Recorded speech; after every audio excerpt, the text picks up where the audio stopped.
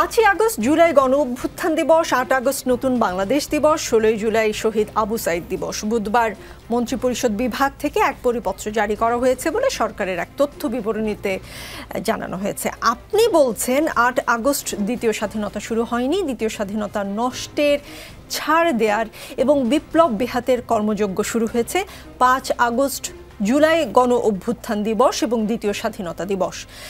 8 August doctor ইউনূসের অন্তর্বর্তী সরকার শপথ নিয়েছে। সেই সরকারের নিয়োগদাতা তো আপনারা। কারা তবে নষ্ট করলো, ছাড় দিলই বা কারা? সেই সরকারের নিয়োগদাতা আমরা না। আমরা মনে করি যে আমরা এই অভ্যুত্থানের যে আন্দোলনের যে জায়গা, নেতৃত্বের জায়গা, হয়তো এই জায়গায় ছিলাম, কিন্তু যেদিন এই সরকার গঠিত হয় তার পূর্বে কয়েকদিন এখানে বৈষম্য বিরোধী ছাত্র আন্দোলন, বিএনপি, জামায়াত থেকে শুরু করে সিভিল সোসাইটি, শিক্ষাবিদ বা যারাই সম্পৃক্ত আছেন তাদের চুলচেরা বিশ্লেষণ ছিল। ইভেন প্রফেসর ডক্টর মোহাম্মদ ইউনূসের নিজের এখানে তার সুপারিশের কয়েকজন উপদেষ্টা ছিলেন, সেটা একটা সমন্বয় ছিল।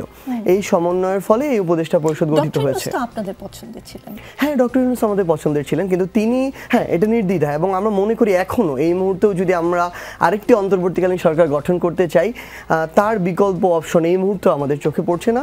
কিন্তু যেটা হয়েছে আসলে, এই যে উপদেষ্টা যে পরিষদ, এই পরিষদের অন্তত অর্ধেক মানুষকে আমরা তাদের কাছে যতটুকু প্রত্যাশা ছিল তাদের কাজের জায়গায় ততটুকু আমরা পাইনি, বরং গতানুগতিক একটা সময়ে একজন মন্ত্রী ওই মন্ত্রণালয়ে যতটুকু কাজ করেন, অনভিজ্ঞতার কারণে বলি, দূরদর্শিতা কিংবা সাহসিকতা, যে কোনো কারণেই হোক না কেন, তারা তাদের জায়গায় ওই গতিতেও এই কাজটুকু করতে পারেননি, বরং রুটিন ওয়ার্কটাও করেছেন, সেটাও স্লোলি।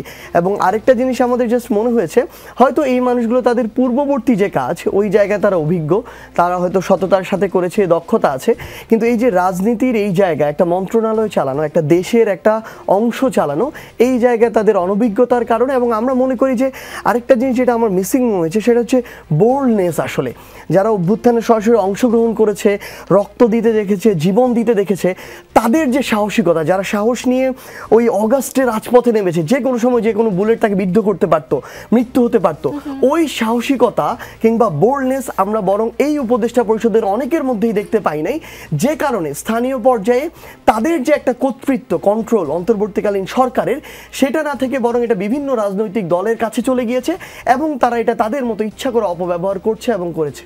কিন্তু 8ই আগস্ট নতুন বাংলাদেশ দিবস যে হয়েছে এবং মন্ত্রিপরিষদ বিভাগ থেকে যে পরিপত্র জারি করা হয়েছে, আপনাদের সহযোদ্ধা দুজন উপদেষ্টা তো সেখানে আছেন, তারা না করলেও, তারা রাজি না হলে এটা করা সম্ভব হয়েছে বলে মনে করেন? অবশ্যই সম্ভব। এখানে উপদেষ্টা 22 জনেরও বেশি রয়েছেন, মাননীয় প্রধান উপদেষ্টা নিজে রয়েছেন, এখানে তো মাত্র 2 জন, তারা হয়তো এক্ষেত্রে মত দেননি, কিন্তু অধিকাংশের মতামতের ভিত্তিতে হয়ে গিয়েছে, যেটার প্রতিফলন আমরা দেখেছি এখানে। আসলে এখন আমাদের মনে হয়, সত্যি কথা, যদি সুযোগ থাকতো আসলে আমরা অবশ্যই, মানে যা কিছু হয়ে যাক না কেন, এই বয়স, অভিজ্ঞতা, তারপরে হচ্ছে রাজনীতি মধ্যে না, এরকম কিছু না দেখে না, সবচেয়ে ভালো ছিল ওই মুহূর্তে একটা বিপ্লবী সরকারই গঠন করা, কিংবা 2-1টা বড় রাজনৈতিক দল বা 2-1জন বড় ব্যক্তি দ্বিমত করছে দেখে জাতীয় সরকার করব না, এটা আসলে করা উচিত ছিল না। এখন এটা মনে হয়, মানে এটা আমাদের সীমাবদ্ধতা, আমি স্বীকার করে নিচ্ছি, আমাদের অনভিজ্ঞতার এখানে দায় আছে কিছুটা, কিন্তু সবচেয়ে ভালো হতো যদি ওই মুহূর্তে এমন একটা বিপ্লবী সরকার বা অন্তত একটা জাতীয় সরকার করা যেত, যারা আসলে সরাসরি এই অভ্যুত্থানের সাথে সম্পৃক্ত ছিল।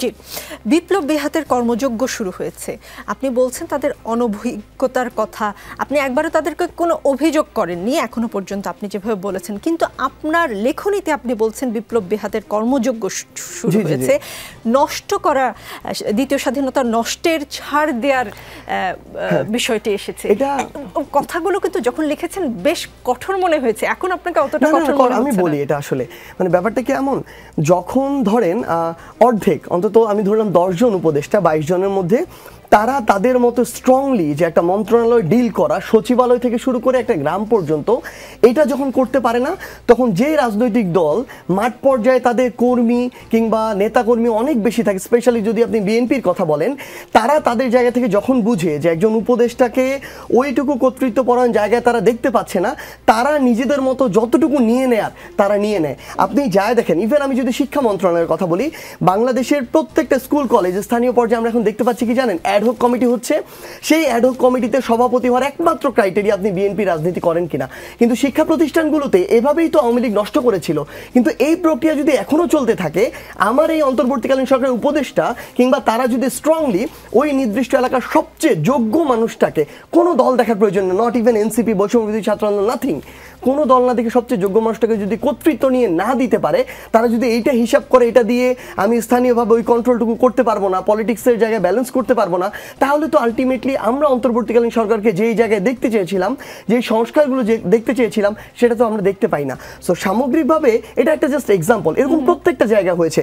একজন ইউএনও জনগণের যে সুবিধাগুলো দেওয়ার কথা সরাসরি, সেগুলো এখন বাধ্য হয়ে রাজনৈতিক স্থানীয় নেতৃবৃন্দের মাধ্যমে দিতে হচ্ছে। এবং আমরা যেটা দেখছি, অধিকাংশ খুব স্বাভাবিকভাবে বিএনপি তাদের জায়গায় নিয়ে নিচ্ছে, তাদের নেতা কর্মীরা দিচ্ছে, এবং এটা দিতে গিয়ে আওয়ামী লীগের মতোই আবার জনগণের থেকে টাকা নেওয়ার যে কালচার, এটা শুরু হয়েছে। আমরা দেখছি যে প্রশাসনের ক্ষেত্রে আপনি যদি দেখেন, পুলিশের ওসি এসআই এখন যারা আছে, তারা মামলা হয়েছে, অসংখ্য মামলা, মিথ্যাভাবে মামলা হয়েছে রাজনীতিকে সামনে রেখে।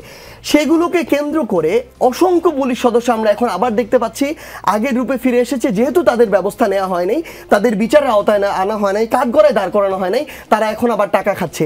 একদম প্ল্যান করে একটা মামলা সাজানো হচ্ছে, 200 জন আসামি, হয়তো 100 জন সম্পৃক্ততা আছে, বাকি 100 জনকে রাজনৈতিকভাবে কাবু করা, ব্যবসায়িকভাবে কাবু করা, মিথ্যা মামলা চাপ দিয়ে অর্থ নেওয়া, এই কাজগুলো করা হচ্ছে। তাহলে স্থানীয়ভাবে প্রশাসনের যে পুলিশের সদস্যরা বা যারা এটা করছে, এটাকে তো তাদেরকে শাস্তির আওতায় আনতে পারছে না আমার এই স্বরাষ্ট্র মন্ত্রণালয়। আবার এই যে মিথ্যা মামলা দেওয়া হচ্ছে, বিচারিক প্রক্রিয়াগুলোকে বাধাগ্রস্ত করা হচ্ছে, বিভিন্নভাবে চাপ প্রয়োগ করে অন্যদিকে রায় নেওয়া হচ্ছে, এখানে আইন মন্ত্রণালয় আমার কিছু করতে পারছে না। প্রত্যেকটা জায়গায় আমার কাছে এখন ব্যক্তিগতভাবে মনে হয় কিছু স্পেশাল পরিবর্তন আছে, যেটা আমার বলা আছে। কিন্তু অধিকাংশ ক্ষেত্রে এই সিস্টেমগুলো যেভাবে চলতো, আমি স্থানীয় একটা উপজেলাকে চিন্তা করে যদি আমি থানা ধরি, আমি ইউএনও অফিস ধরি, আমি ভূমি অফিস ধরি, আমি স্বাস্থ্য একটা যে কমপ্লেক্স আছে সেটা ধরি, প্রত্যেকটা জায়গায় আগের যে কালচারগুলো ছিল, ওই কালচারগুলোর আমরা বাস্তবায়ন দেখতে পাচ্ছি, শুধুমাত্র মানুষগুলো পরিবর্তন হয়েছে।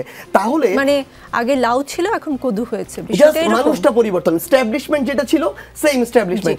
তাহলে এই জায়গায় মানে একজন উপদেষ্টা হিসেবে উনি এই জায়গাগুলো, এই তথ্যগুলো ওনার কাছে আছে, অবশ্যই আছে, কিন্তু উনি যদি এগুলোর দায়িত্ব পালন না করতে পারে, তাহলে তো ওনার এখানে থাকার প্রয়োজন নেই।